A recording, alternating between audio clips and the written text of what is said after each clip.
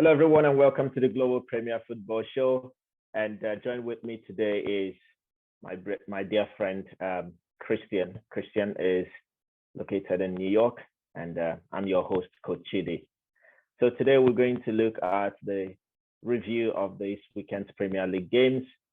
It has been a game of mixed reactions and fortunes for some clubs, and a game to remember for some other clubs. Some clubs are flying, some others are still scrambling.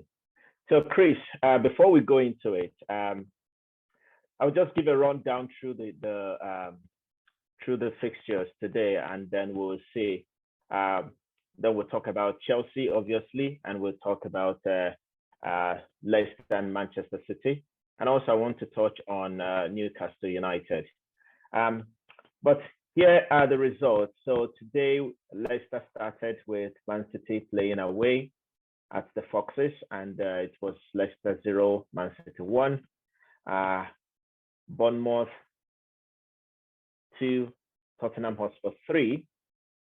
Brentford 1, Wolverhampton 1. Brighton 4, Chelsea 1. Crystal Palace 1, Southampton 0. Newcastle 4, Aston Villa 0. Fulham and Everton played a barren draw, 0-0. And as we are speaking right now, Liverpool is finding it difficult to break down Leeds United, and they are currently playing 1-1 and they're in the 63rd minute.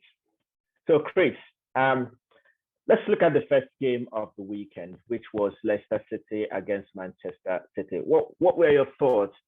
Haaland was not playing, and Kyle Walker is not playing for Man City, but Man City managed to get away with 1-0. What do you think about that game?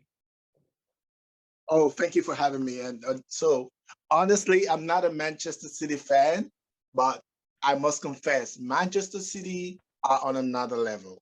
I can't even deny it. They have a complete squad. They have a team that is focused. They have a play pattern. They just going rampant. Even without the beast guy, Haaland, they are on full, firing on full squad. So I don't even know what to say right now. Man City is the team to beat, and they got it all right. I give it to them. They deserve the win.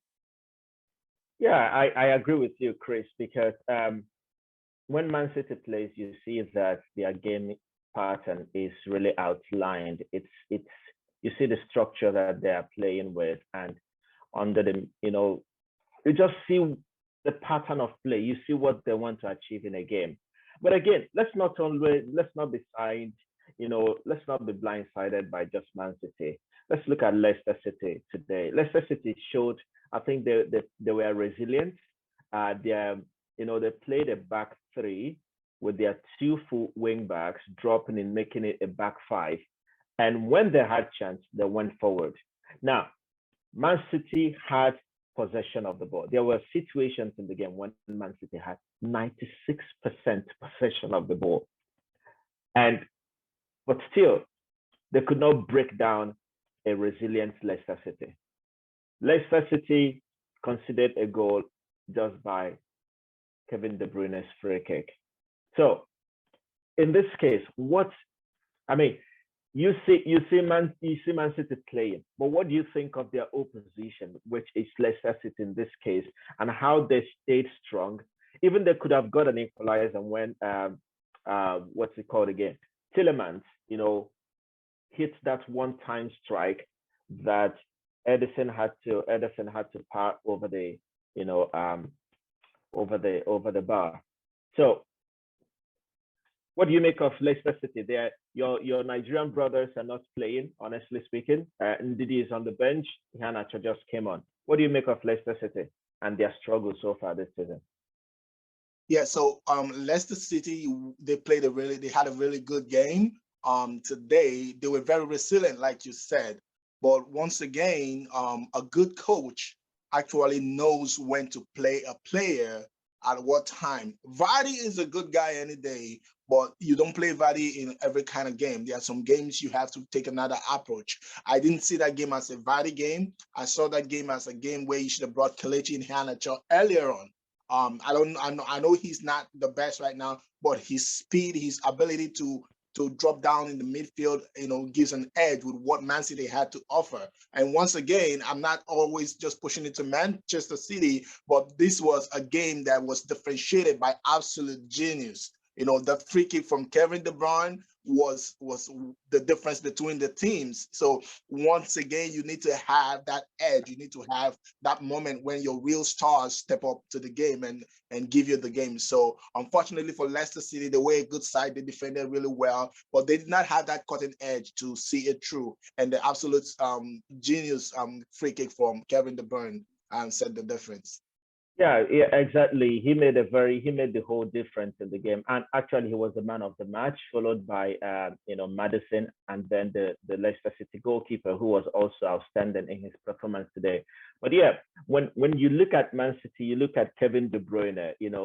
I think Kevin De Bruyne reminds me of Zidane. As he's getting older, he's getting better, stronger, more physical, can hold off 1, 2, 3 defenders, can still run, can still sprint, and no wonder. I mean, he is the most intelligent central midfielder, in English Premier League, and maybe in the whole world for now for me, because of the way he plays the game, the way he carries the team.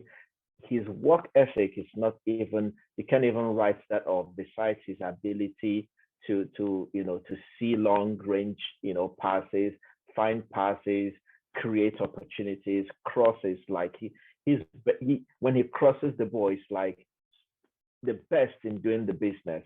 So again, as you mentioned, going back to Leicester, that's not a Vardy game. Vardy, it's not.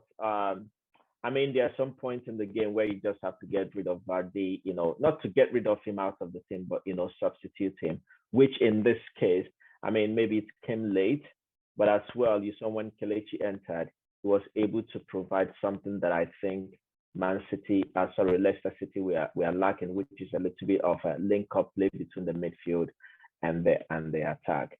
Anyway, that's all for that, because I mean, Man City is flying high. Arsenal is actually doing good, but Man City is keeping them on their toes, which means anytime they slip up, Man City is on top. And once Man City goes on top, the rest is always like history, but I don't know who can catch them this season, honestly speaking. Anyway, let's move on to the next game that we're going to talk about. And that is the game that has gotten every Chelsea fan, you and I inclusive, I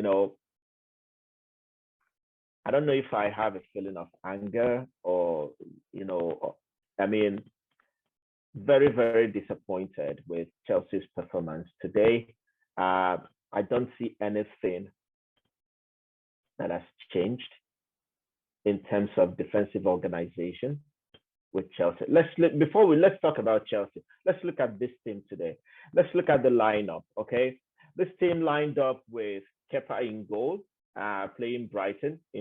Lined up with Kepa in goal, Thiago, Chalobah, and Cucurella. I will always say this: Cucurella is not the left centre back, no matter what people think. I don't ever see him as a left centre back. You can say whatever you want to say. Anyone else? Anyway, let me finish up with the lineup. Okay, Pulisic, wing back. Loftus-Cheek and Kovacic playing central midfield. Sterling, wing back on the left. Gallagher and Mount, central midfield, attacking central midfield with Kai Havertz in the forefront. No recognized center forward, and you had Aubameyang and Roger on the bench, wasting. The same thing that we were beckoning on when the former coach was there, Thomas Tuchel, that we need a center forward. Now we've got 2 center strikers, center forwards, and we had them on the bench today. And we had Gallagher and Mount and Havertz trying to spearhead our attack against a very strong Brighton team. Let's look at Brighton's lineup here. Brighton lined up in a 4-2-3-1 formation with Gross, Webster, Dunk, Estupinian, Caicedo, McAllister, March, Lalana, Mitoma, and Trossard. These guys were tormentors in the flesh for Chelsea today. They destroyed Chelsea defensively, in creating and in the attack. What can you say? Tell me, what are you feeling right now about Chelsea? Honestly, watching Chelsea today was a pain. Like it was a pain to watch my darling team play. Like I was talking to a friend today, and he was like, Chelsea are playing like a headless chicken, and that's the word to describe it. There was no. It didn't look like they had a formation. It looked like a team that had no drive, and I was so disappointed with the lineup. You know, like you said, looking at the lineup, I knew it was a recipe for disaster. I knew that was not the game for Loftus-Cheek to sit in the midfield. You know, it was not a game where we didn't need us. Brighton has a way of playing, even while the former coach, which is now the Chelsea coach, was there. They have a way to play. They are intent. They play intense football. And the only difference between then and now is that they were not scoring goals. Unfortunately, now he's found that peace. You know, they're scoring goals. So it was going to be a difficult game. And you start a difficult game from the back. You start a difficult game with our main strikers on the bench.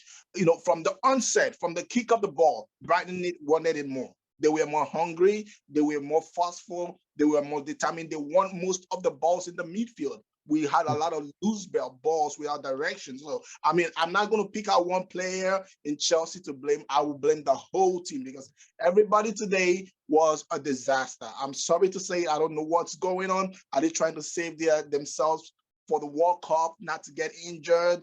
I don't know if I'm allowed to say that. But there was no drive in the Chelsea team. I was so disappointed watching the Chelsea team. Yeah, let me come in there a little bit because you mentioned Ruben Loftus-Cheek in central midfield with Kovacic. Now, I have a friend again who we've always argued this, about Loftus-Cheek playing in central midfield and with Kovacic. He's always told me that Ruben Loftus-Cheek is not a player to play for Chelsea in the central midfield. For me, at some level, I disagree because of the physical presence that Ruben Loftus-Cheek brings in the central midfield. And that is why I think he should play in central midfield for Chelsea. But again, my problem is that we keep playing a back three and the supporting wing backs, they do not have the personality, the qualities to play as wing backs in any way, in any form. So when you have wing backs that have no characteristics of a natural wing back, remember when Conte switched to a wing back when he was Chelsea coach, who were on his right? He had Victor Moses on his right. He had Alonso on the left. These guys were going back and forth like machines, fighting hard, winning tackles, going up, putting crosses, scoring goals, still defending. You look at their physique, look at the ability to sprint, look at the ability to go forward and come back. You don't find that in Sterling. You don't find that in Pulisic. It doesn't mean that they are not good players, but they are not players made to play as wing backs. So anytime you play these two players as wing backs and the opposition sees them, they will invite them. You're just inviting the opposition to exploit the wing back area. If you see on the goals we considered from the right and from the left, now you might argue, oh, in the midfield, we don't have this, we don't have that. We are not creating in the midfield. But if the opposition always play to the wings, you will be dragging the central midfielders out of position. And once you do that, because the wing backs do not have what it takes to defend. There was a ball that came into the box. Sterling was gaping at the ball. Instead of closing down on this guy, I think it was a Stupinian the ball was going to. He was watching him. He controlled the ball and he had a shot. I was like, Sterling, are you not a wing back? Why are you not closing up that space? Like as you say, it might be because they are saving themselves for the World Cup. But come on, this is Chelsea. We are not meant to be playing this. I think now, my friend again, he would say, oh, Chelsea cannot play back two with, a back four rather, with two central defenders and the fullbacks because Thiago Silva is old. I said, no, I don't agree with that. I'd prefer this current team is not a team that is built to play with back three and wing backs because we don't have the characteristics of those players. Instead, you can play back four, play two holding midfielders, play one attacking midfielder, play two wingers, and then play central striker, which should be Aubameyang or Broja. No more any of this rubbish false nine stuff, because we are not creating anything even when we play false nine. There is no physical presence. So sometimes I still wonder, what you said is just the right thing. The formation is not working. I mean, we played better under Thomas Tuchel than what I have seen in the past 3 games. This formation is not working with the current players we have. It's evident. Like you said, Sterling is not a wingback. Sterling does not know the things wingbacks does. Sterling is not a wingback. Now he has no idea of what it means to defend. To defend, more of the likes of Ziyech playing in his natural role, like an attacking right winger. You know, he has a lot to offer. He's sitting on the bench. I want to see the likes of Havertz not playing a center forward while we have 2 big strikers. We can play a 4-4-2. We can play a 4-2-3-1 where we can use these guys to the most of their ability. When we had Willian and Hazard, we played this system and it worked perfectly. And all we need to do is, you know, I'm not a coach, but it's just so sad watching my team play like we have no potential. We have the likes of Ziyech, we have the likes of Mount, who can play in the attacking and striker position.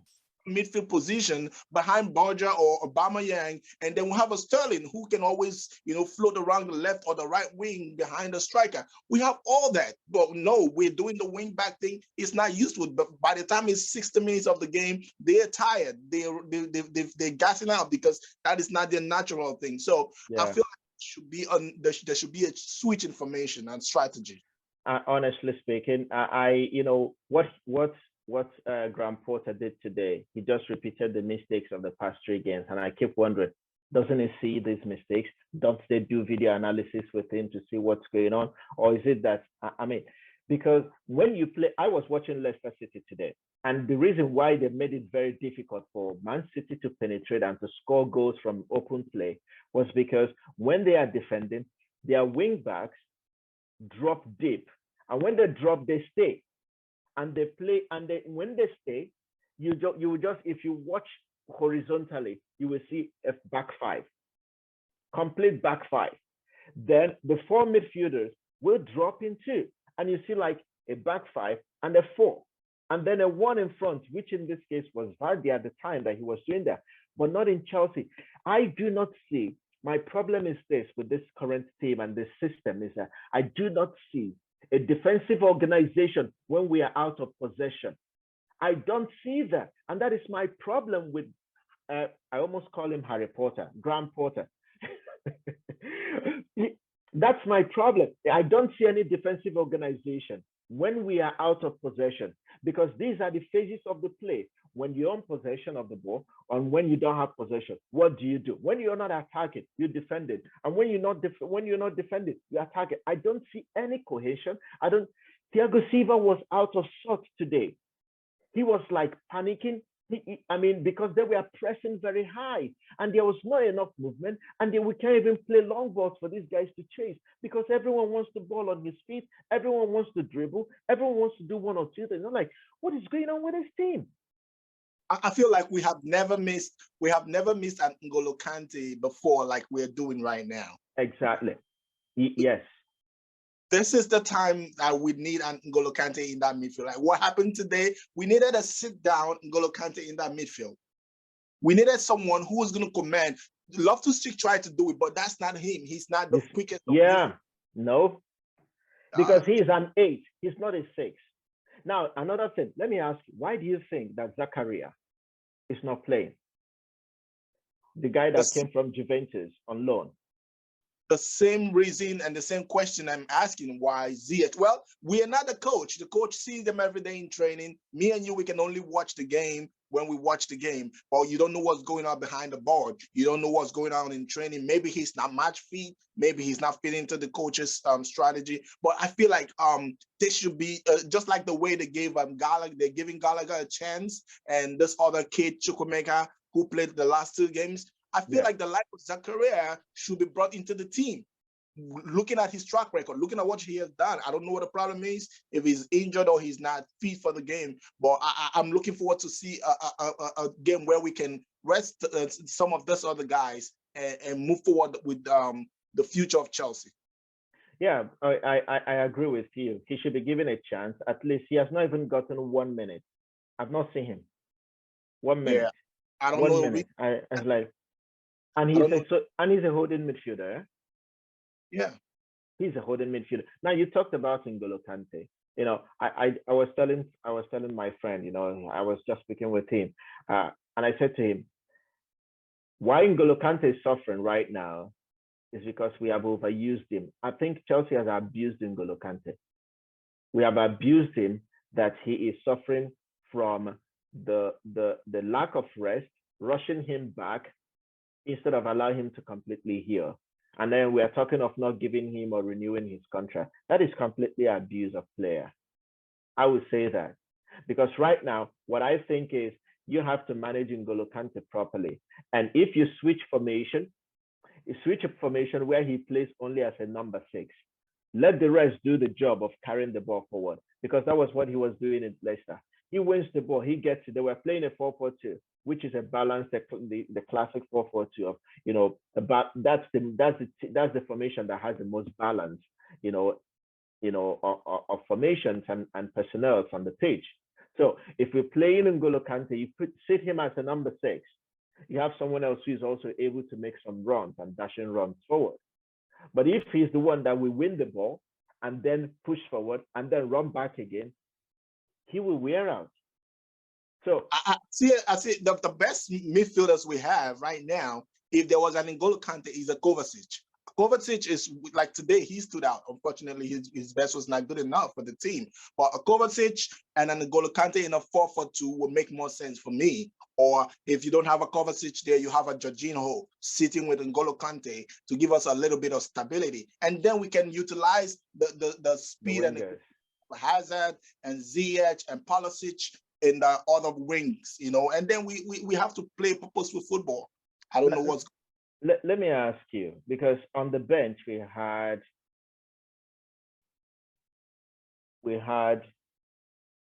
Ben Chilwell and Aspilicueta. Why don't this guy play back 4? Or even if he's playing a back 3, play Aspilicueta instead of Marc Cucurella? Must we look to have a left center back who uses his left foot or who is a natural lefty? Because Cucurella, we brought him because of what he gives in the attack. Chelsea did not sign Cucurella because of what he gives in the defense. Because he is an attacking left back or attacking wing back. And that was where he stood out at Brighton and what made Chelsea buy him. So why are we buying him? And instead of if I was there, you know, play Aspi, play Chalobah, and play Thiago Silva, and then Cucurella plays left wing back. If I'm subbing him, I'm bringing Chilwell on the left wing back again.